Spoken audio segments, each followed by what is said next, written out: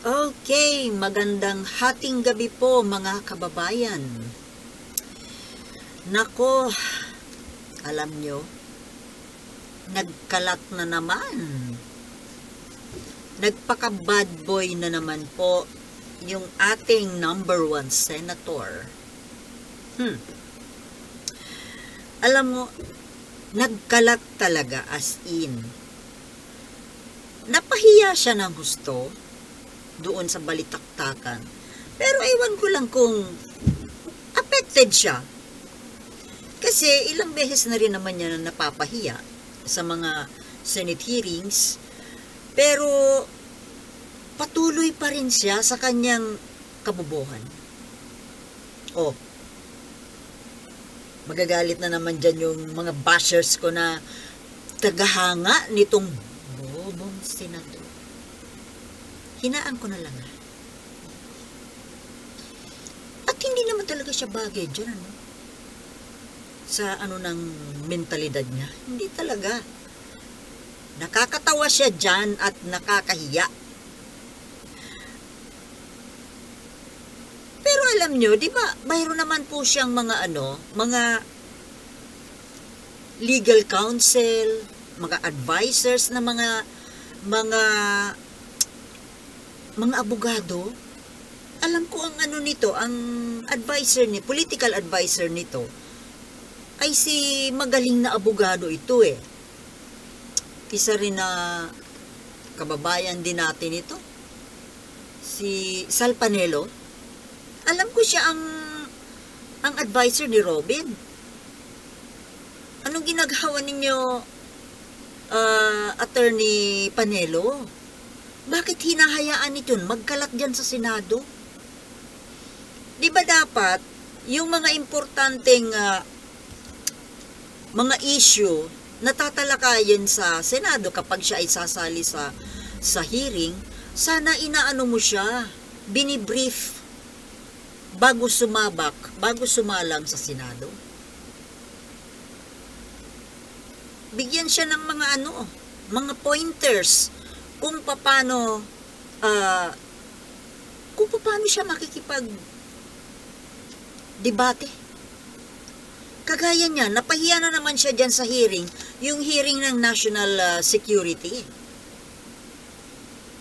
Nakakahiya po talaga kasi yung resource persons nila ay yung mga experts sa ating military armed forces of the Philippines, Navy, Coast Guard, professors.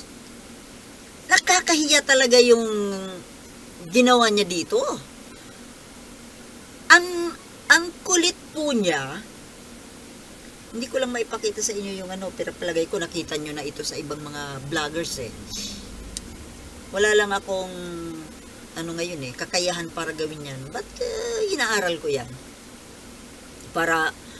Kasi sinabihan ako ng isang viewer ko na magpakita daw ako ng proof dito sa mga sinasabi ko. At ako kasi ina-expect ko naman, inaasahan ko na alam nyo na rin yan eh. Kasi ako kumbaga nagre-react lang po ako sa mga issue. Mga issue na alam kong alam nyo na rin. At yung mga pinapanood po ninyo na mga iba-ibang mga vloggers, may iba-iba po silang mga points, viewpoint. Diba? Siguro, ako nga nanonood ako ng mga iba-ibang vloggers kasi tinitingnan ko yung mga points of view nila na magkakaiba. And from there, mayroon din akong sarili. Na yan din po ang hinahatid ko sa madlang people. Manood kayo ng ibang mga vloggers discussing this same issue. Iba-iba po may mga nagkakapareho, pero mayroong iba-iba. Depende sa kung saan sila nakadikit na politiko. So ngayon, ito pong ginawa ni Robin dyan sa nakakahiya po sa party niya. Sa totoo lang, palagay ko yung mga siyempre doon sa hearing, hindi naman sila magtatawa dahil mga edukado naman sila eh. Siyempre, ethics. Pero siguro kung sila-sila na lang nag-uusap-usap paglabas, kung nasaan sila, nag-ipon-ipon, nagtatawa magkakatawanan sigurado yun. Diyos ko naman. Sana naman itong asawa, si Mariel Rodriguez, medyo pagsabihan mo naman yung asawa mo. Hindi mo ba alam ang pinaggagawa? Sigurado kung nanonood ka ng mga, siyempre asawa mo yan Siyempre panonoorin mo yung mga hearings niyan para makita mo rin naman kung paano siya mag-perform. At sana po, madam, tumingin ka po sa mga sinasabi ng mga netizens. Kasi malalaman nyo kung ano ang sinasabi ng mga tao tungkol yan sa asawa mo. Pinagtatawanan na siya. Mariosep. Akala ko, matagal na kasi niyang ginagawa yan, pero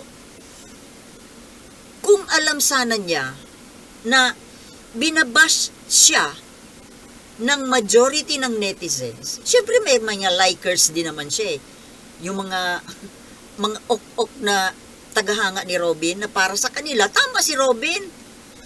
Wala kang magagawa dyan. Sila nagpapanalo nga dyan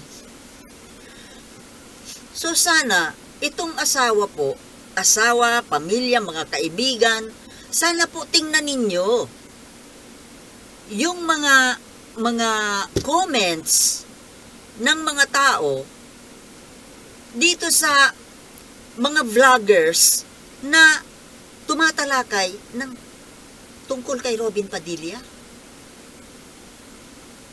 Dahil dyan nyo po makikita kung ano ang sinasabi ng mga tao. At dapat pagsabihan mo ang asawa mo. Pagsabihan nyo. Kasi,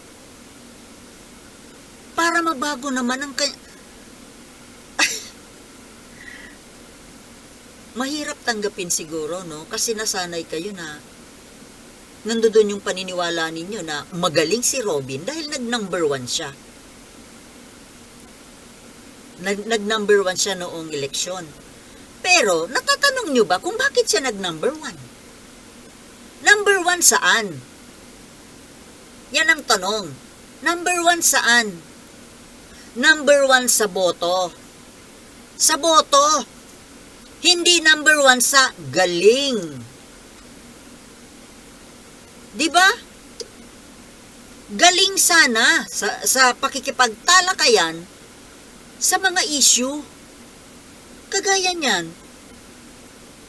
Well, given the system of our election, for sure mananalo pa rin yan sa mga susunod na eleksyon.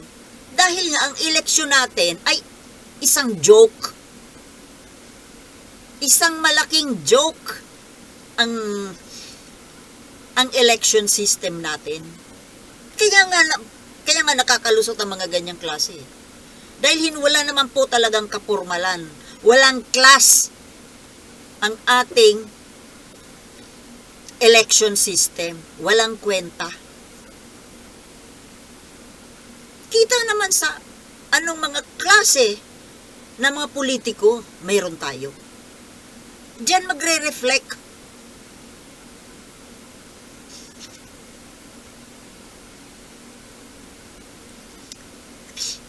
Nakakahiya yung ginawa niya kasi nakikipagtalo po siya sa mga eksperto.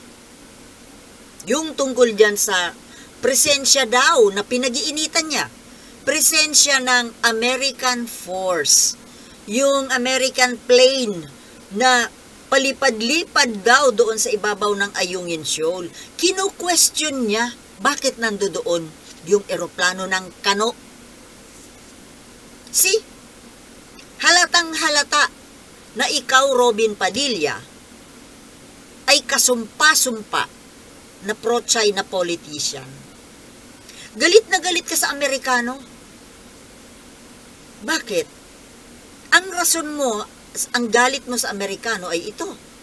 Yung ginawa daw ng Amerika sa bansa natin nung World War II, na kesyo, nung natatalo na niya ng Japan, yung combined Filipino and American forces, ay lumayas daw, nagtago sa Australia.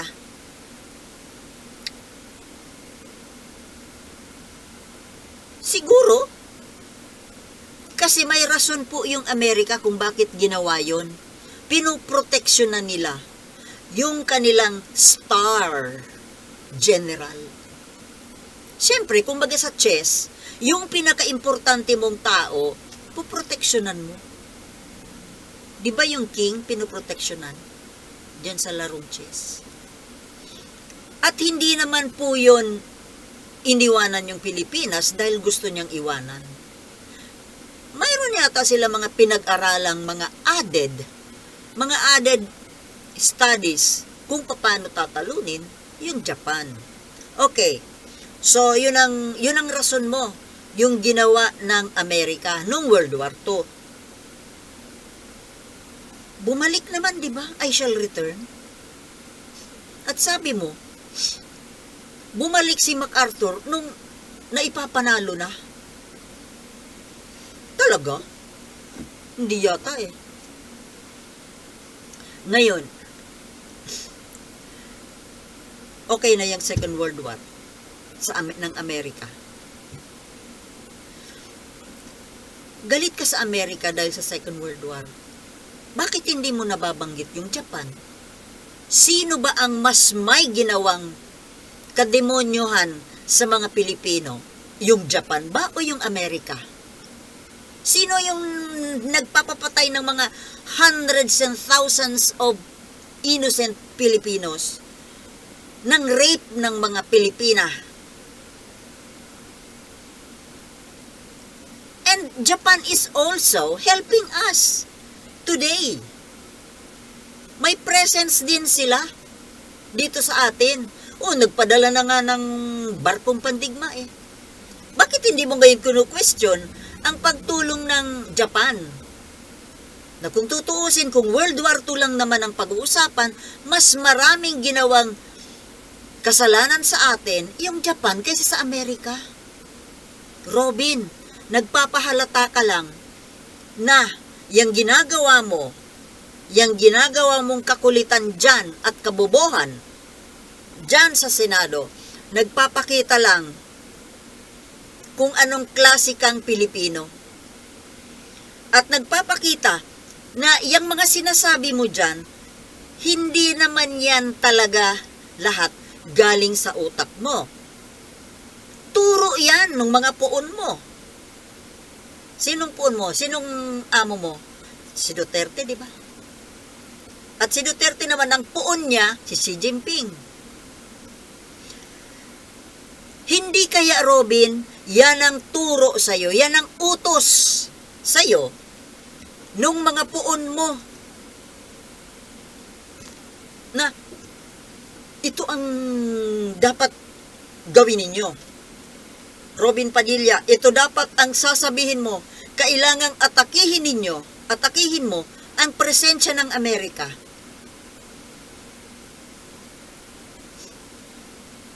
Kalkalin mo yung mga ginawa ng Amerika nung Second World War. Para ano? Para i-brainwash yung mga Pilipino na, ay oo nga pala, may kasalanan pala sa atin ng Amerika. Well, that was before.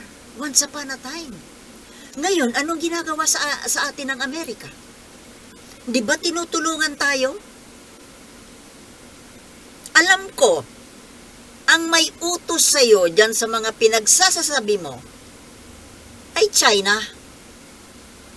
Through Duterte. And then, ikaw, mouthpiece. Halata po.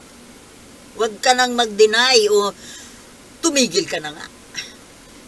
Napaghahalata ka eh. Sana matauhan yung mga tao na huwag kang iboto sa susunod. Ipapahamak mo ang ginagawa mo ngayon, Robin Padilla. Alam mo kung ano? Ipinapahamak mo yung mga Coast Guard natin, yung mga Navy natin, yung mga militar natin na nandoon sa West Philippine Sea. Bakit? Kasi sinasabi mo na ang nagpo-provoke ng gulo dyan sa West Philippine Sea ay tayo. Yung mga Coast Guard natin. Yung mga militar natin. Tanga! Yung mga pinagsasabi mo, Robin Padilla, dalawang bagay lang yan eh. It's either na wala kang alam sa totoong nangyayari dyan sa karagatan, or bobo ka talaga. Na may nag-utos sa'yo. For sure, hindi ka naman talaga ganun kabobo, Robin. Siyempre, alam mo kung ano ang nangyayari dyan sa West Philippine Sea. Alam mo kung sino ang nanggugulo. Kung sino ang may mali, alam mo yan. Kaso, bakit ganyan ang attitude mo? Oh, hindi kaya? Magkano ka, Robin? Huwag kayong magmaang-maangan kayong mga pro-China kayo. Alam namin na umaagos ang kwarta sa mga bulsa ninyo. Siyempre, i-deny nyo yan. Sino ba naman ang gago na aamin? Ngayon, kinu-question mo yung presensya ng Amerika kung bakit nandiyan yan lipad-lipad dyan sa ibabaw. At nakatulong ba yan? Sabi mo doon sa mga bisitang mga expert, ng mga military experts, nakatulong ba? Siyempre, yung military natin, dahil yan ay lalaki, mayroong mga ano yan, may pride yan. Tinanong mo, kung ininsulto mo pa sila eh.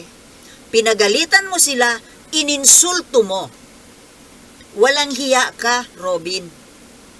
Ininsulto mo yung mga tao na nagpapakamatay. Bantayan lang ang teritoryo natin. Diba?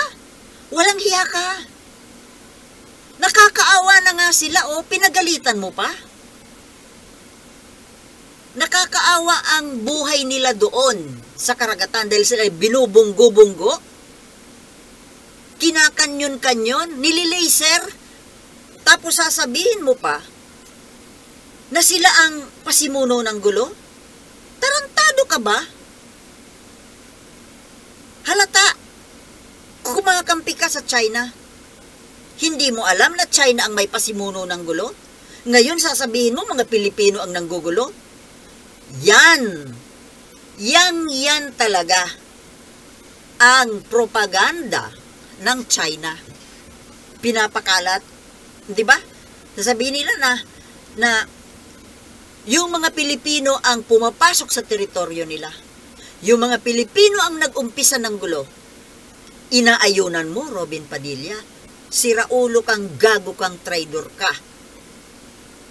Mamatay ka na. Sorry, doon sa mga tagahanga. Talagang ganun dapat mangyari sa kanya. Ako lang ang Pangulo? Ipapafiring squad ko ang mga yan, yung mga pro-China na yan. Mga pahamak po sila. Ipinapahamak nila yung mga tauhan natin. Ipinapahamak nila yung bansa natin. Ipinapahamak nila tayong lahat. Yan ang pagkatao nitong mga traidor na ito. Kukwestiyonin mo yung presensya ng Amerika, baka nakalimutan mo, just a few weeks ago, kayo na mga pro-China, nanawagan sa Amerika. Diba? Nanawagan si Bongo, o diba iisa kayong kulay nun? Kinukwestiyon ni Bongo, nasaan ang Amerika? Na binubuli kami ng China. Alala nyo yon? Nasaan ang Amerika? Naturingan mayroon tayong mga EDCA. Tulungan mo kami, Amerika. Nalimutan mo na yon, Robin Padilla? Tapos ngayon, nanawagan tayo ng tulong, humingi tayo ng tulong, ngayong nandiyan na at tinutulungan tayo, kukwestiyonin mo, Robin Padilla, ang hayop ka? Sorry for the terms, pero ganyan po talaga ang nararamdaman ko sa ngayon. Galit na galit ako dito kay Robin Padilla, hayop na ito. Walang hiya ka. pinagalitan mo pa yung mga military na bisita ninyo? Sila na nga yung tinataya yung mga buhay nila para lang maging ligtas tayo. Tapos pinagalitan mo, ininsulto mo, pinagtawanan mo. Sira ulo ka. Pinagmamalaki mo pa na.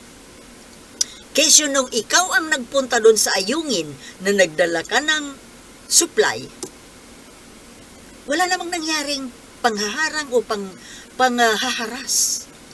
Natural, Robin Padilla, dahil scripted yon. Sinong kukwentuhan mo niyan, mapapaniwala mo? Yung mga kahapon lang pinanganak? Pues ako hindi kahapon pinanganak. Yang ginawa mo na pagdadala ng supply doon na pinagmamalaki mo, na nakalusot ka ng matahimik, walang nangyari sa'yo, walang nangharang na Chinese, scripted po yan. Mga kababayan, naniwala kayo sinasabi ko? Natural scripted. Kasama na yan sa propaganda nila. Maling inutusan siguro. Oh, punta kayo doon. Hindi kami haharang. Tinimrihan na yan, Robin Padilla. At alam mo yan. Of course, alam mo yan. Hindi ka maglalakas loob na pupunta doon. Kung walang timbre na, oh, punta ka, safe yan. Safe passage. Alam mong ligtas ka. Palabas nyo lang yon ni Duterte at ng China. O, kaya ngayon pinagmamalaki mo na wala namang nanggulo sa'yo. Diba? Alam mong ligtas ka. That is part of your propaganda. Propaganda movement. Tapos, pag malaki mo pa na 6 na taon na walang Amerika, wala namang nangharang, walang nangyaring gulo sa West Philippine Sea. Idiot! Stupid! Yun na nga di ba? Binarkada na't lahat ng puon mo. Yung puon niya. Puon ng puon mo. Pero hinaras pa rin. At anong ginawa ng puon mo? Di ba hinayaan na lang? Hayaan nyo na yan, magagalit ang puon ko. Di ba? At tuloy yung pamamayagpag ng China. Di ba kahit na si Duterte ang nandoon na binabarkada na nga niya yung hayop na presidente ng China na hanggang ngayon kinakaibigan pa rin niyang uto-uto na to. Di ba nag-swarming nga noon? Pumarada dyan yung 200 na mga barkong pandigma. Tuloy pa rin yung pagpapalayas sa mga mangingisda. So ikaw, Robin, kanino ka ba kampe? Sa mga kababayan mong maliliit na mangingisda na pinapalayas ng China? O doon sa kalaban natin na nagpapalayas? Sino ang mahal mo? Yung mga sundalo natin na hinaharas, binubunggo ang sinasakyang barko? O yung nang bubunggo na barko ng China? Halata, doon ka kumakampi, hayop ka. Hindi ka dapat naging senador. Ikaw ay isang senador, isang government official. Di ba dapat ang iyong damdamin ay sa Pilipino? Pero ngayon, tingnan mo ang behavior mo, Robin. Ipinagkakanulo mo ang sarili mong bansa.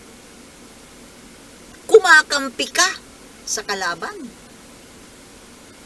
Kino-question mo yung kaalyado, matagal ng kaalyado na tumulong sa atin.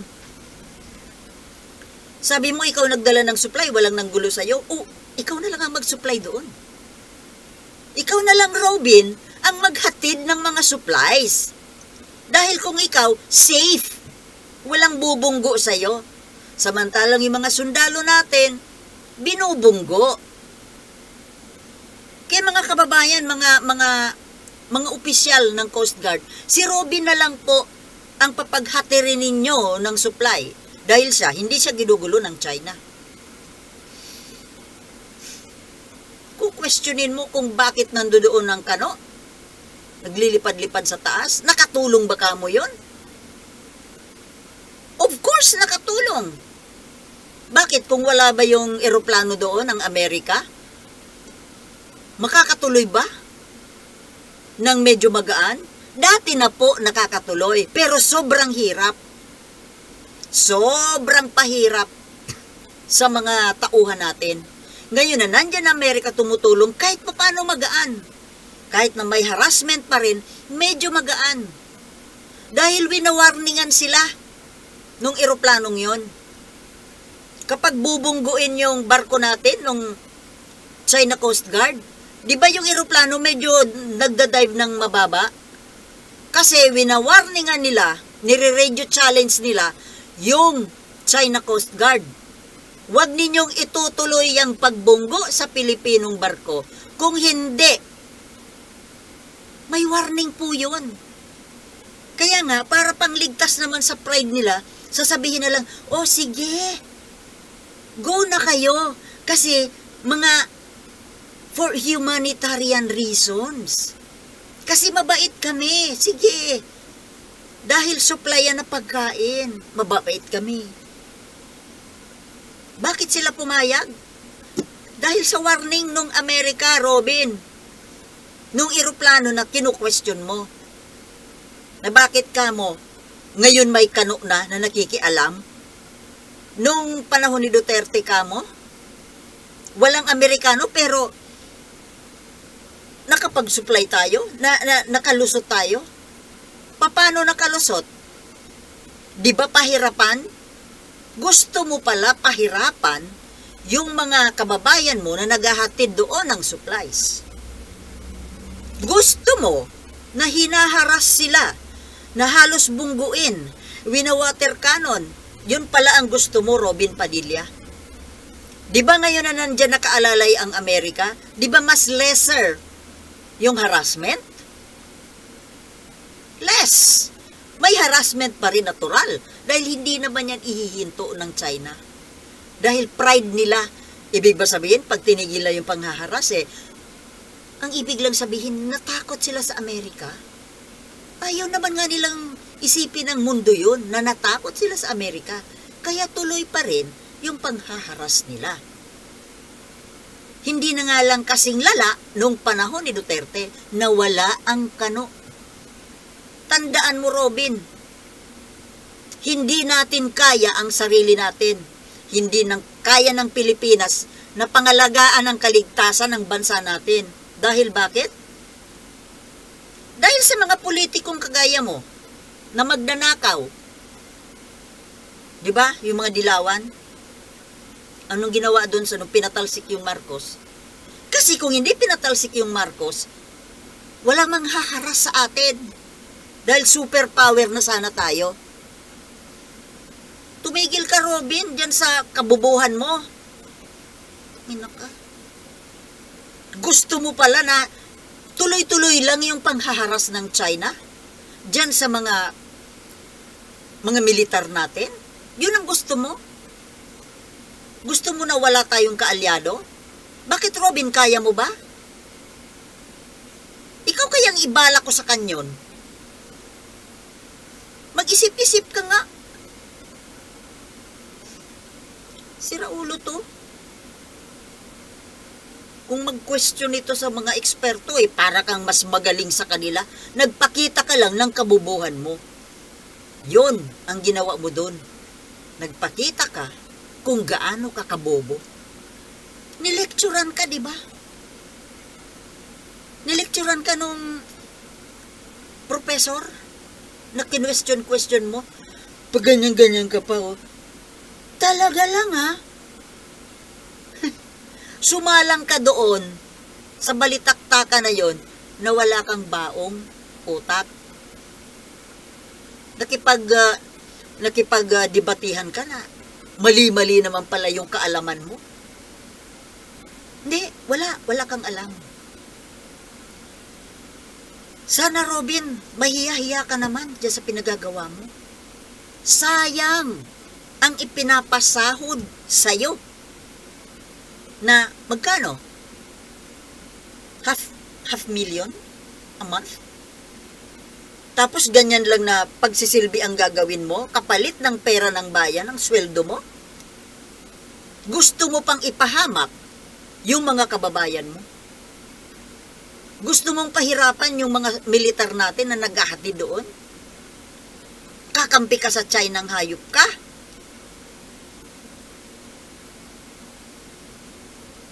Mahihiya ka, Robin, wag ka nang tatakbo uli. Kung may hiya ka, hindi ka bagay dyan sa Senado, Robin. Maraming mas matatalino kaysa sayo.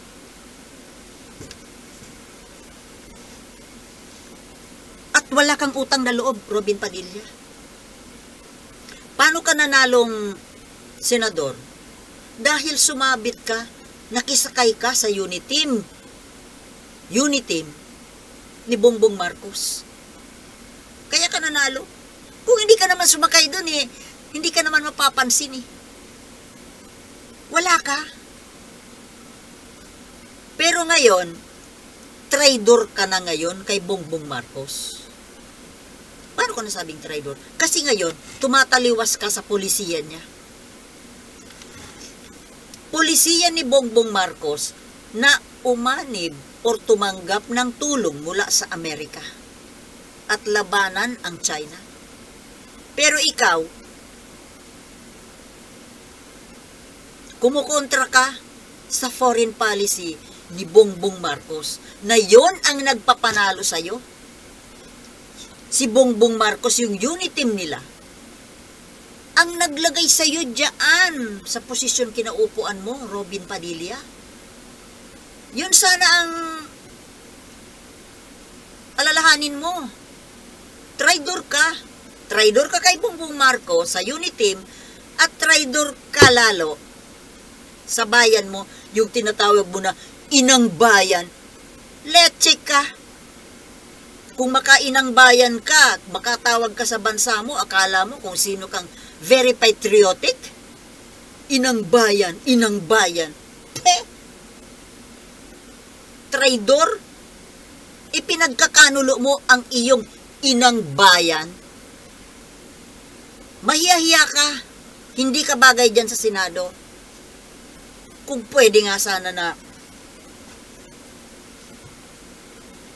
kung pwede sanang ma-impeach ka, maalis ka dyan paano kaya?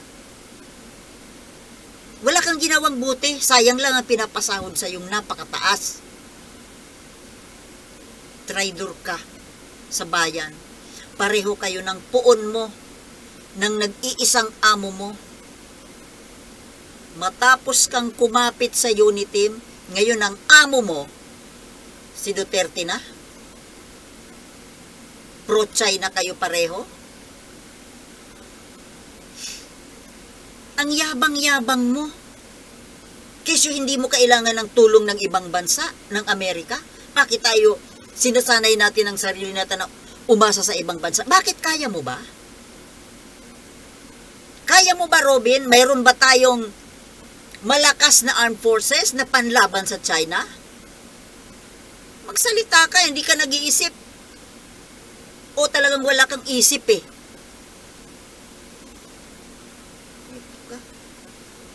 Pakiusap.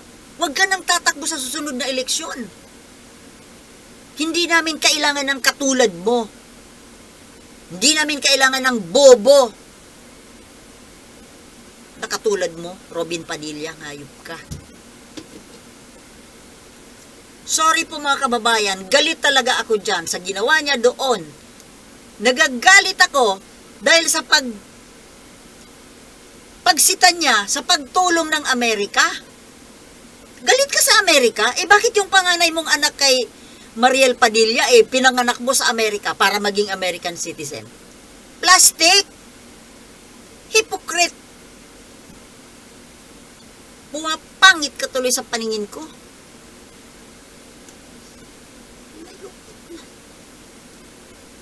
Napaka-plastic mo. Ayaw mo pala sa Amerika, bakit doon mo pinanganak yung anak mo? Para maging American citizen? Para ano? Para magkinabang ng mga benepisyo ng Amerika being an American citizen, di ba? Plastic. Kahit na yan si amo mo, di ba may anak din siyang American citizen? Di ba? Tayong plastika na. Pakiusap lang, wag ka nang tumakbo uli, hindi ka namin kailangan. Ayaw namin ng bobo dyan sa Senado. Mabawasan ng bobo dyan sa Senado. Hanggang dito na lamang po mga kababayan, ako talaga ay galit. Thank you for watching and see you in my next vlogs.